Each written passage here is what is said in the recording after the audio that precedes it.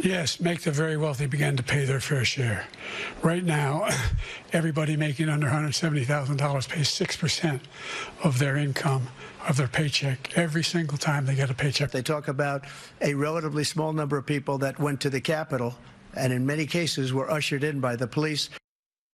A lot to unpack right now. Joining us to debrief the debate from last night is political strategist and federal and civil trial attorney Kelly Hyman. Hi, Kelly. Good to have you with us. Good morning. Nice to see you, and hello to your wonderful viewers. I mean, tough to make sense of what we saw last night. Give me your immediate reaction to this debate. It was personal.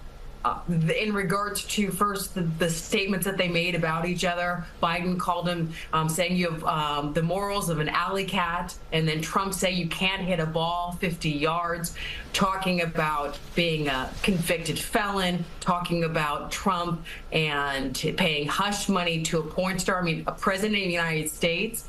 So those are one of the key things that we do. But we also have to note that Biden did get a slow start, and it was noted that he wasn't feeling well, and you could see him coughing during the debate as well. And the fact that, as you said, Trump lies. He said he had the greatest economy that there ever was, or that all Democrats and Republicans and independents were supporting overturning Roe v. Wade. And another interesting point, that the moderators did interject. So if someone said something that wasn't correct, fact check in real time. They didn't do any of that. They would just ask the questions, and if someone didn't answer the question, then they would ask them again. Very hands-off, which is kind of interesting from a debate standpoint, because then sometimes you'll have some of them fact-checked in real time, so there was no accountability during the debate when false statements by Trump was made. And you've got to give the former president credit for that, with no fact-checking and with two moderators who basically let him just speak unfettered, with not calling him out on any of the falsehoods. He was just able to just kind of rattle on things that didn't make sense, things that didn't happen, conversations that never happened, things that he did say that you've got videotape of that he said he didn't say, and it just kind of went on and on.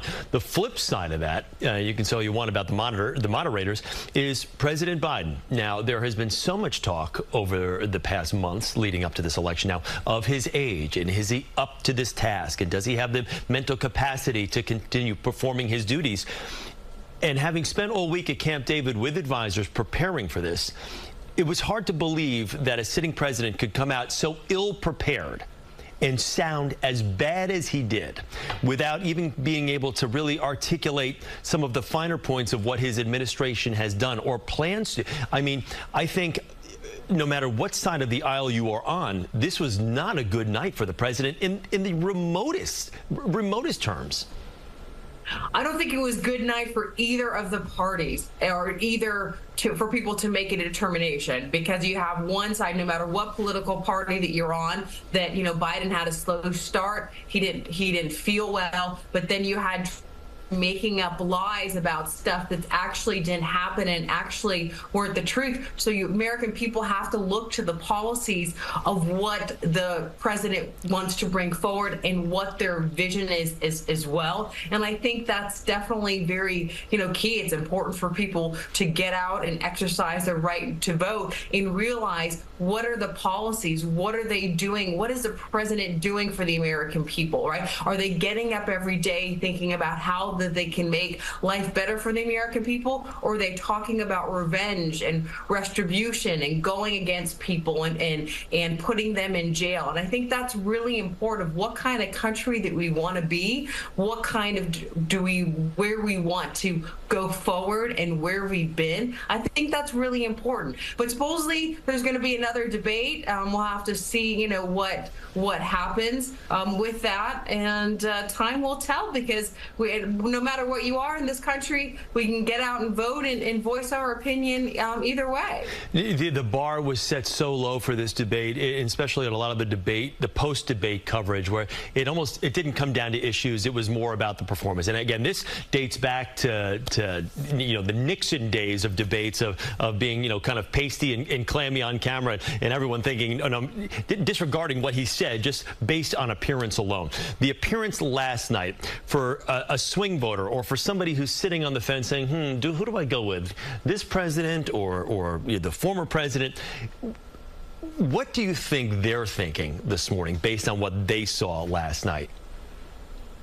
Well, you know, it's interesting. You bring up the fact about the Kennedy and Nixon debate, and when people saw it on TV, they believed that Kennedy won, but when they heard it on radio, they believe that Nixon won the debate as well. And so if you listen to what Biden talks about and the policies that he talks about, I think that's definitely important. But potentially, I think that's, you know, a wash for some of them. They say, you know, actually it didn't make up my mind. I have one guy on one side saying it's the greatest economy and all this stuff, which I know are lies. And then I had someone else that, you know, had a bad performance tonight.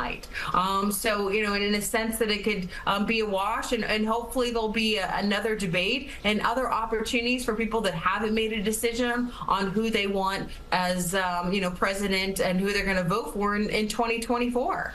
You know, it's funny, last night listening to a number of Democratic pundits, whatnot, that immediately after the debate were saying throughout the course of the debate they were getting text messages and whatnot about, you know, he's got to drop out. They've got to, you know, hand the baton to someone else.